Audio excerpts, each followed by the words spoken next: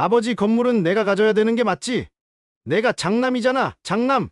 진짜 어이없네. 형이 양심이 있으면 제발 그 입 닫아. 사업 망할 때마다 아버지한테 손 벌린 거 여기 모르는 사람 있어? 나는 뭐야? 결혼할 때 하나도 못 받았는데. 꿈속에서 죽은 아내가 절 붙잡고 울었습니다.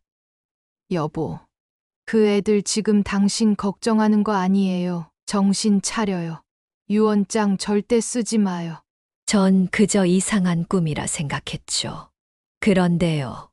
며느리가 김치를 싸오고 평소에 연락도 잘 없던 아들이 매주 전화를 걸고 딸까지 나타나 제 옆에 붙더군요. 그때 깨달았죠. 죽은 아내는 날 살리러 온 겁니다. 안녕하세요. 황혼의 늪입니다. 눈앞에 가족이 때로는 가장 무서운 존재가 되는 이야기. 오늘도 함께 들어주시면 감사하겠습니다. 구독과 좋아요는 저희에게 큰 힘이 됩니다. 제 이름은 강상수 73입니다. 5년 전 평생을 함께했던 아내 정숙을 암으로 떠나보냈습니다. 예전엔요, 나름 지역에서 정숙이네 밥집 하면 모르는 사람이 없었습니다. 아내랑 둘이서 30년 가까이 식당을 했거든요. 반찬은 아내 정숙이가 만들고 손님은 제가 챙기고 그 시절엔 진짜 하루도 쉰 날이 없었습니다. 덕분에 이 집 한 채, 식당, 건물, 그리고 대출 없이 모아둔 예금 조금쯤은 있습니다. 아내가 병으로 떠나고 나서 모든 게 의미 없더군요. 식당 문도 닫고 사람들과도 멀어졌습니다. 이 집은 말 그대로 껍데기가 됐습니다. 밥은 대충 때웠고 숨은 쉬었지만 사는 것 같지는 않았습니다. 그런데요, 그 고요한 일상이 어느 날부터 이상하게 흔들리기 시작했습니다.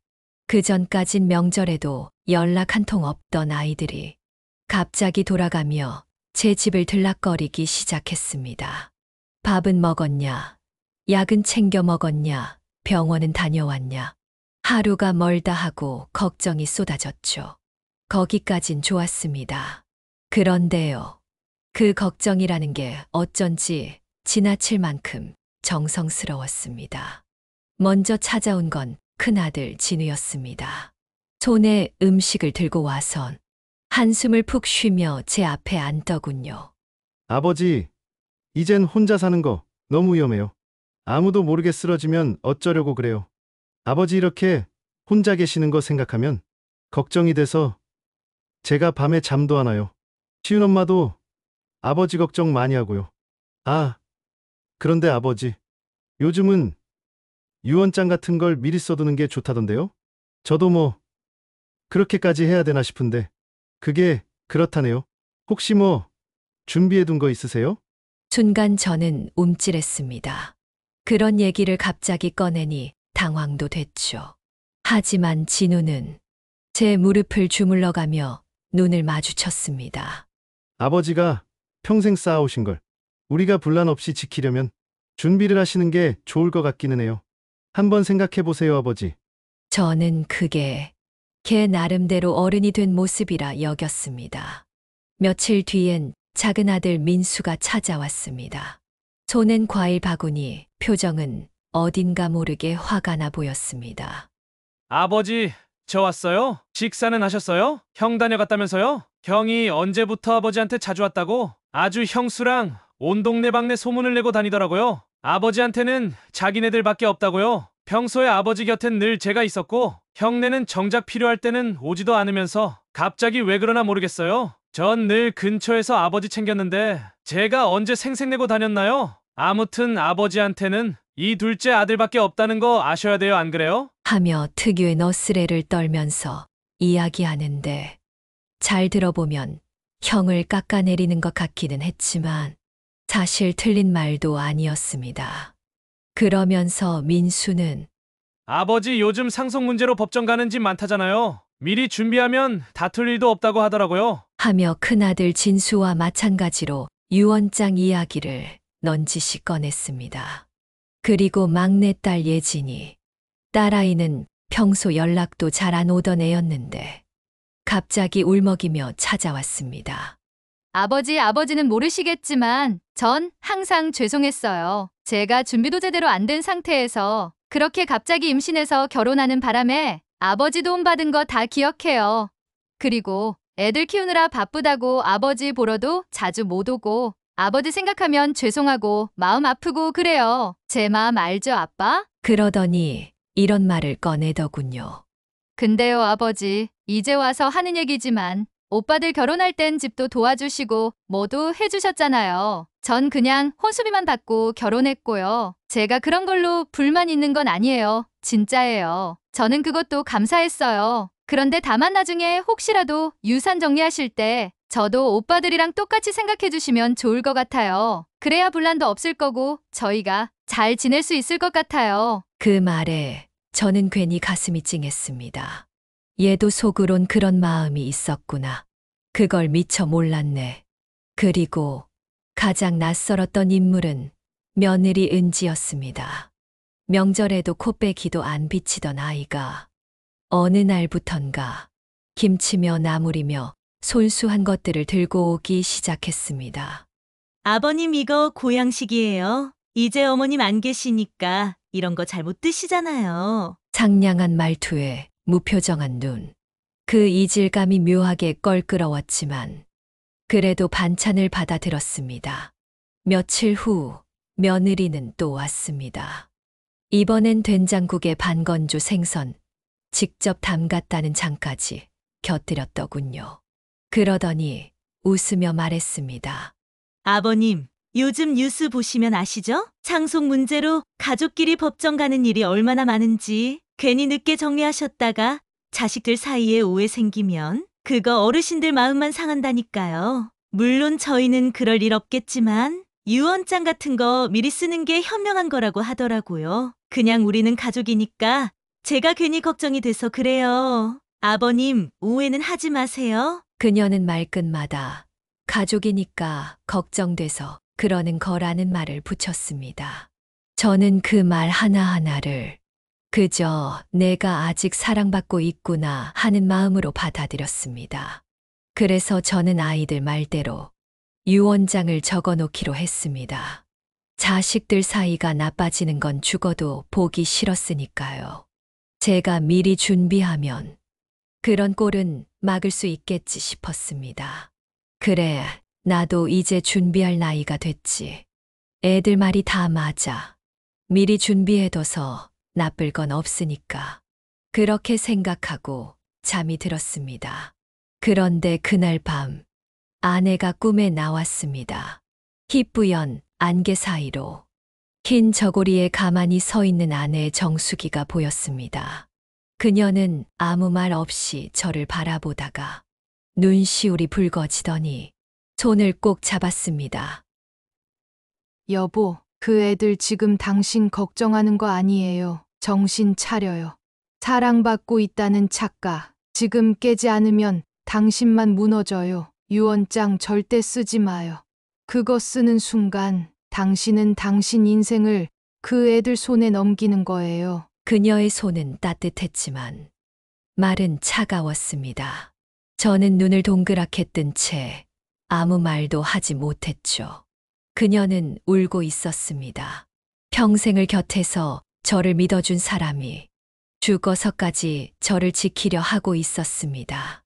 그저 꿈에서라도 볼 수 있어서 좋았습니다. 그런데 그 순간 눈이 떠져 버렸습니다. 눈을 떴을 땐 이불이 축축히 젖어 있었습니다. 땀인지 눈물인지 구분도 되지 않았죠. 가슴이 뛰고 호흡이 가빴습니다. 하지만 전 그 꿈을 그냥 꿈이라고 넘겼습니다. 내가 우리 마누라가 보고 싶어서 그랬나 보네.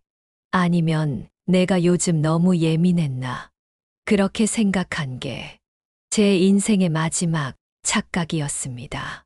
그 꿈을 꾼 이후로 며칠을 고민한 끝에 전 결국 유언장을 쓰기로 결심했습니다.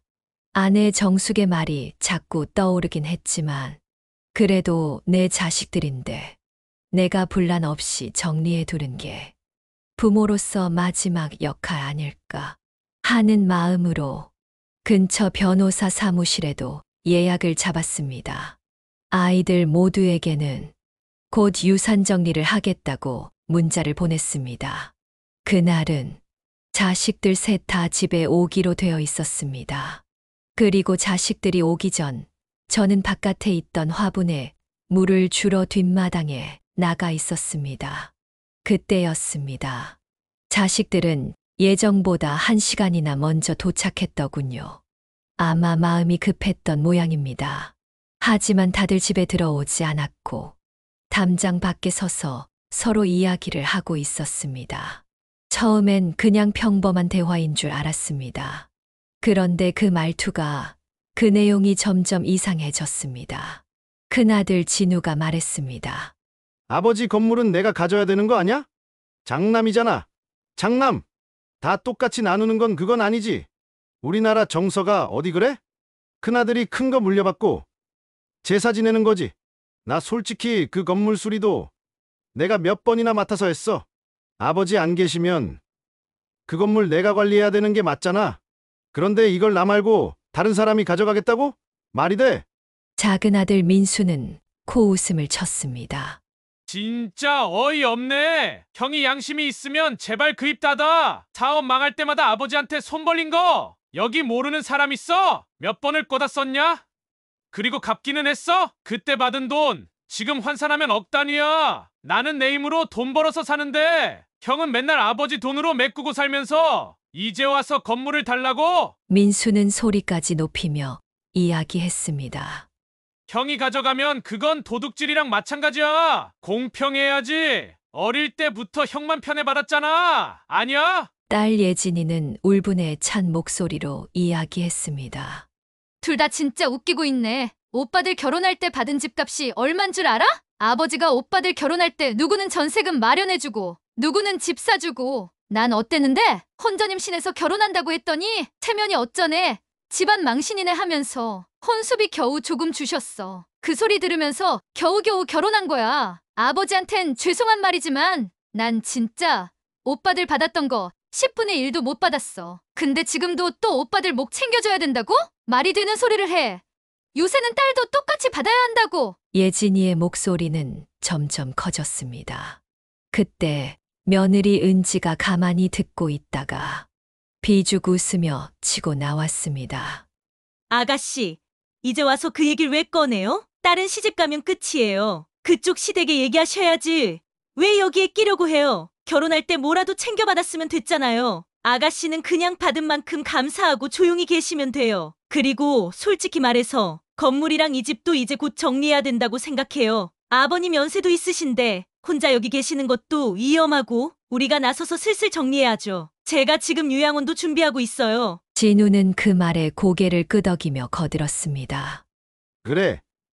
니네 형수 말이 맞아. 그리고 그 건물 이제 아버지 혼자 관리하기 힘들잖아. 노인네가 이제 무슨 힘이 있어서 세입자 관리하고 건물 관리를 해. 장남인 내가 해야지. 내가 대신 맡아서 관리해드리는 게 그게 효도야. 괜한 분쟁 만들지 말고 아버지 요양원 문제는 내가 알아서 할 테니까 니들도 그냥 동의해. 민수는 혀를 차며 비꼬았다. 하, 진짜 꼴 보기 싫다. 지금은 효도하는 척하면서 속으로는 누구보다 계산 빠르고 오히려 분쟁을 만드는 사람이 누구야? 어쨌든 그건 아버지 요양원 들어가시면 다시 얘기해. 예진은 그 말을 받아쳤다. 오빠들 정말 무서운 사람들이구나. 아버지가 들으시면 뭐라고 하시겠냐고. 맨날 돈만 뜯어가더니 이제는 강제로 요양원에 보낸다고? 은지는 팔짱을 끼며 냉소적으로 말했다. 아니, 그래서 건물은 지금 누가 받을 건데요? 우리가 뭐 다 가져간대요? 결국엔 공평하게 나누자는 거잖아요. 형은 건물, 서방님네는 이 집, 아가씨는 예금. 다 나눠 가지면 되잖아요. 그러니까 아버님이 유언장만 빨리 마무리하시면 돼요. 그리고 요양원 가시면 끝이에요. 그게 다 우리 가족을 위한 거잖아요? 그 말을 듣는 순간 저는 그 자리에 얼어붙고 말았습니다. 심장이 내려앉는 느낌이 들면서 숨이 턱 막혔습니다.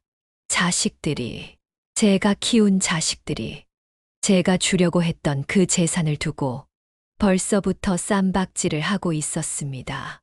게다가 멀쩡한 저를 요양원에 보내다니요. 정말이지 손이 달달달 떨리고 머리가 새하얘졌습니다. 그들 얼굴엔 분노가, 욕심이, 계산이 가득했지. 애틋함이나 배려 같은 건 눈꼽만큼도 없었습니다. 이게 정수기가 그토록 말리던 이유였구나. 그제야 지난 밤 꿈속에서 아내가 왜 그렇게 절박한 표정으로 저를 붙잡고 울었는지 비로소 깨달았습니다. 이 모든 게 그들이 진심을 드러내길 기다렸던 것인지도 모르겠습니다. 저는 조용히 그 누구에게도 들키지 않게 마치 아무 일도 듣지 못한 사람처럼 집 안으로 들어갔습니다. 아이들은 제가 들어오는 걸 눈치채고 갑자기 싸늘하던 분위기를 환하게 바꿨습니다. 아버지 오셨어요. 아버지, 이거 식혜예요. 아버지 며느리 시윤 엄마가 만들었대요. 아버지, 오늘은 편안하게 쉬세요. 저희가 청소 다 해둘게요. 연극이었습니다. 정성도, 효심도, 걱정도 모두가 철저히 짜여진 각본이었고 제가 그걸 진짜로 믿은 관객 1호였습니다. 그때 갑자기 큰아들 진우가 웃으며 말했습니다. 아버지, 오늘은 진짜 좋은 소식 하나 알려드릴게요. 저희가 아주 좋은 곳을 알아봤거든요. 시설도 새 건물이고. 둘째 민수가 말을 받았습니다.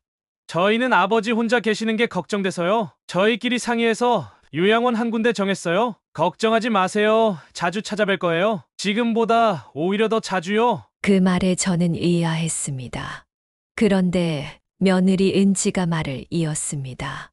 아버님, 이거 입소 신청서예요. 저희가 다 준비했으니까 아버님은 그냥 도장만 찍으시면 돼요. 요즘은 요양원도 호텔 같아요. 식사도 좋고 프로그램도 다양하고. 저는 그제야 거실 테이블 위를 바라봤습니다. 입소 계약서, 간병 계획서, 인감 도장까지 모두 미리 준비되어 있었습니다. 그리고 제 서랍에서 사라진 인감 도장이 이미 서류 위에 찍혀 있었습니다. 아니 이건 내 도장. 누가 이걸? 아버지, 죄송해요. 그냥 아버지가 걱정되는 마음에 하루빨리 처리해두려고 했어요. 마음 편하게 계시라고. 이제는 좀 쉬셔야죠. 이 집도 크고 오래돼서 손갈 것도 많고 무엇보다 연세도 있으신데 혼자 계시면 위험해요. 시설이 더 안전할 거예요. 예진이는 아무런 말이 없었습니다. 입술을 깨물고 고개를 푹 숙인 채 그 순간 저는 알았습니다. 이 아이들은 더 이상 저를 사람으로 보지 않는다는 것을, 그냥 처리해야 할 부담이었을 뿐이라는 것을. 저는 그 어떤 말도 꺼내지 않았습니다. 그저 무표정하게 자식들의 말에 고개를 끄덕이고 밥을 먹었습니다. 분노도 눈물도 삼켰습니다. 왜냐고요? 그 아이들이 어디까지 하는지 보려고요. 니들이 그렇다면 같이 끝까지 한번 가보자 싶었습니다. 그리고 제 안에서는 조용히 결심이 자라나고 있었습니다. 그래, 얼마나 더 지옥으로 떨어지나 보자. 사람인지 욕심 덩어리인지 이제 내가 확인해 볼 차례다. 그날 밤 저는 아내 정숙의 영정사진 앞에 무릎을 꿇고 말없이 울었습니다. 그리고 다시 유언장을 펼쳤습니다. 그 위에 이렇게 적었습니다. 나는 자식들에게 단 한 푼도 남기지 않겠다. 그 아이들은 제가 알던 자식들이 아니었습니다. 아니, 어쩌면 저는 한 번도 제대로 보지 못했던 걸지도 모르죠. 평생 아버지 노릇하느라 그 아이들이 욕심을 키워가는 걸 못 본 거죠. 그래서 저는 연극을 시작했습니다. 다음 날, 저는 약속대로 변호사 사무실에 갔습니다. 저는 변호사님께 전부 다 털어놨습니다. 그리고 결국 자식들이 요구한 유언장 형식대로 초안을 만들었고, 가짜로라도 그들의 뜻을 다 들어준 것처럼 꾸몄습니다. 그리고 그날 저녁, 아이들에게 말했습니다. 유언장 정리 다 했다. 이제 너희들끼리 다툴 일은 없겠구나. 거기에 나는 내 마음을 다 담았다. 그 말에 세 자식과 며느리 은지까지 고개를 끄덕이며 환하게 웃었습니다. 자식들은 수시로 들락날락했습니다. 큰아들 진우는 습관처럼 말했습니다. 아버지, 식사하셨어요? 소화는 잘 되시고요. 그러면서 슬쩍 아, 지난번에 말씀하신 건물 관리 문제는 잘 해결하셨죠? 하고 물었죠. 그 말은 그 건물 결국 누가 가지게 되는 건지 그게 궁금하다는 말이었습니다. 작은 아들 민수는 오면 TV만 보며 말했습니다. 요즘 치안이 안 좋아요, 아버지. 혼자 사시면 안 되는 시대라니까요. 무슨 일 생기시면 언제든지 말씀하세요. 요양원 입소 처리될 때까지 제가 자주 들를게요. 그 애들은 걱정하는 척하면서 늘 건물, 집이란 단어만 붙잡고 있었죠. 딸 예진이는 음식 솜씨가 늘었다며 밥을 해줬습니다. 된장찌개, 계란말이, 고등어 조림. 아내 정수기가 떠난 뒤로 이 집 식탁에 그렇게 정성이 들어간 적은 오랜만이었습니다. 하지만 딸은 숟가락을 내려놓을 때마다 눈치를 보며 말했죠. 아버지, 저희 아이들 교육비가 많이 들어요. 그런데 오빠들은 너무 많이 받았잖아요. 그건 아버지도 인정하시죠? 며느리 은지는 더 노골적이었습니다. 아침엔 반찬을 놓고 가고 저녁엔 보험 증서를 들고 와서 말했죠. 아버님, 요즘 요양원도 참 좋아졌더라고요. 혼자 사시는 것보다 훨씬 안전하고요. 어르신들 건강 체크도 수시로 해주고, 그리고 건물 관리 이제 아버님한테는 무리인 것 같아요. 이 집도 솔직히 너무 넓고요. 며느리는 저를 위한 말이라며 웃었지만 그 웃음은 어서 정리하고 우리에게 넘기세요 라는 뜻으로 들렸습니다. 그 후에도 자식들은 문턱이 닳도록 드나들었습니다. 좋은 척, 걱정하는 척, 밥을 챙겨주는 척. 식탁 위엔 그럴듯한 반찬이 놓였고 가끔은 웃음소리도 들렸습니다. 하지만 그 웃음 속에 진심이라는 건 보이지 않았습니다. 그 웃음은 속이 텅 빈 조개 껍데기 같은 것이었죠. 저는 그들의 말에 맞장구를 쳤고 음식을 받고는 잘 먹었다고 말했고 건강 걱정엔 고맙다고 했습니다. 그저 그런 말들을 하며 마음속으로는 칼날을 갈고 있었는지 모릅니다. 그들이 보는 저는 여전히 순한 아버지, 고맙고 말 잘 듣는 노인네에 불과했겠죠. 하지만 제 마음 어딘가에서는 조용히 아주 천천히 시간이 흐르고 있었습니다. 그 시간은 분노도 아니고 서러움도 아니었습니다. 그냥 이제는 내가 무엇을 해야 하는지 그 방향을 향해 조용히 걸어가는 고요한 시간들이었습니다. 저는 알고 있었습니다.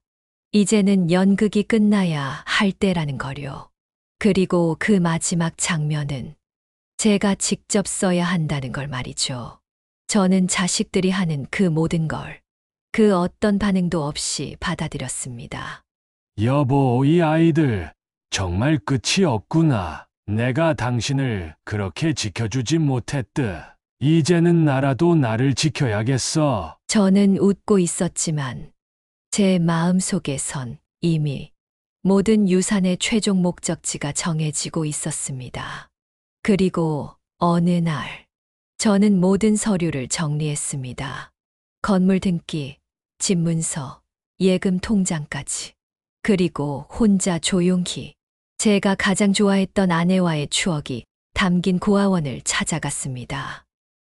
그곳은 아내의 정숙이 살아있을 때 우리가 해마다 장난감과 겨울옷을 보내주던 곳이었습니다. 저는 원장 선생님을 뵙고 이야기를 꺼냈습니다. 제가 가진 걸 이곳 아이들에게 남기고 싶습니다. 그게 제 인생의 마지막 유산입니다. 며칠 뒤 변호사를 통해 기부 서류와 유언장이 완전히 갱신됐습니다. 제 자식들의 이름은 그 어디에도 없었습니다.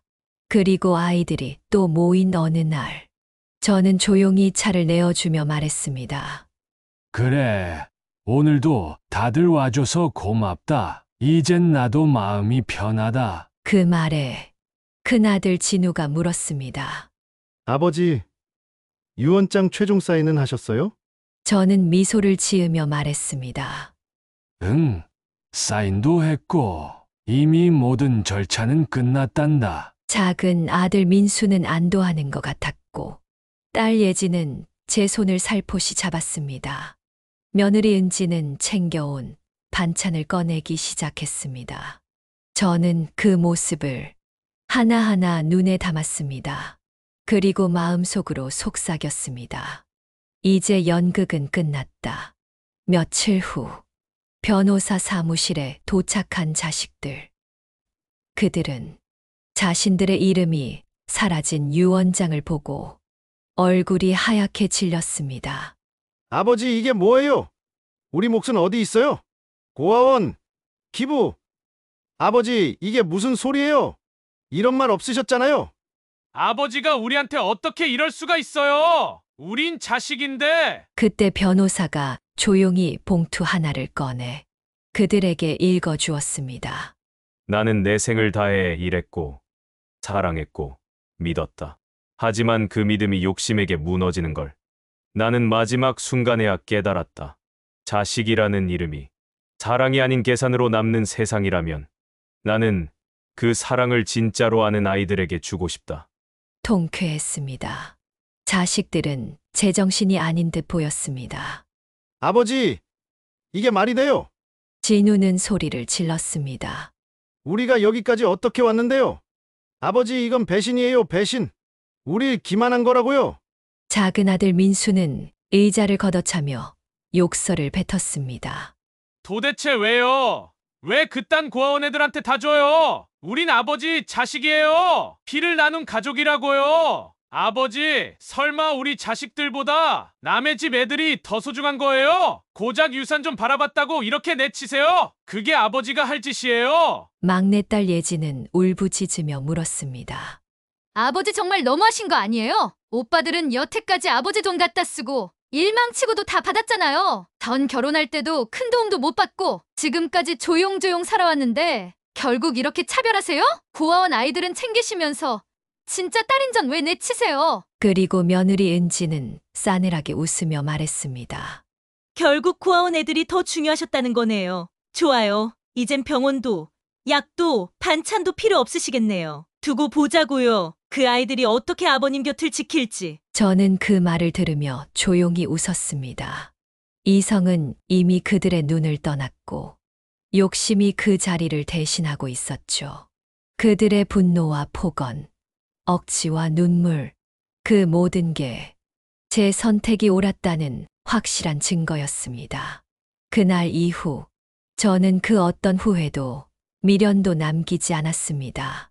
사랑이 없는 효도라면 그건 그저 계산일 뿐이니까요. 그리고 저는 어느 누구의 전화도 받지 않았습니다. 지금 저는 아내 정숙이 잠든 곳 근처 작은 시골 마을에서 조용히 살고 있습니다.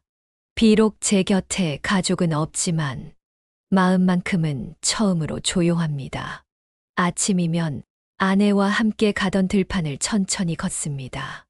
이름 모를 들꽃들 사이로 부는 바람이 그 시절 아내의 웃음 같아 저도 모르게 눈을 감습니다.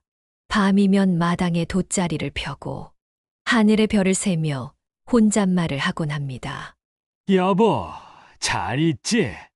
나는 이제야 당신 없는 세상에서 살아가는 법을 배워. 그렇게 매일 어제보다 조금 더 가벼운 마음으로 하루를 마무리합니다. 삶은 여전히 덤덤하고 고요한 슬픔이 깃들어 있지만 지금의 저는 누군가에게 휘둘리는 삶이 아닌 저를 위한 하루하루를 살아가고 있습니다. 누가 저를 필요로 해서가 아니라 제가 스스로 선택한 고요 속에서 이제야 진짜 나로 살아가는 기분입니다. 사랑이라 믿었던 것들이 욕심이었음을 알게 되는데 평생이 걸렸습니다. 하지만 뒤늦게라도 알게 되었으니 그걸로 된 거 아닐까요? 가족이라는 이름은 때로는 가장 따뜻한 말이지만 어떤 순간에는 가장 잔인한 이름이 되기도 합니다. 사랑을 믿었던 한 아버지의 선택은 결국 사랑이 아닌 욕심을 향한 가장 조용한 복수였습니다. 우리는 모두 늙어갑니다. 그리고 언젠가는 내 곁에 남은 사람들이 진짜 사람인지 아니면 계산기인지 반드시 마주하게 될 날이 오겠지요. 그날이 오면 비로소 우리는 깨닫게 됩니다. 누구의 손길이 따뜻했고 누구의 미소가 연기였는지를요. 늙는다는 건 몸이 약해지는 것이 아니라 사랑을 분별할 줄 아는 눈이 열리는 일인지도 모릅니다. 오래 살았다고 모두 지혜로운 건 아닙니다. 그러나 아프게 겪은 사람만이 마지막엔 진짜 따뜻함을 알아볼 수 있습니다. 이제라도 좋습니다. 우리가 지켜야 할 것은 재산도 체면도 아닌 사람의 마음이라는 것을요. 그 소중함을 늦기 전에 꼭 알아차릴 수 있기를 바랍니다. 지금까지 황혼의 늪이었습니다. 오늘 이야기가 마음에 닿았다면 좋아요와 구독, 알림 설정도 꼭 부탁드립니다. 오늘도 여기까지 살아오시느라 정말 고생 많으셨습니다.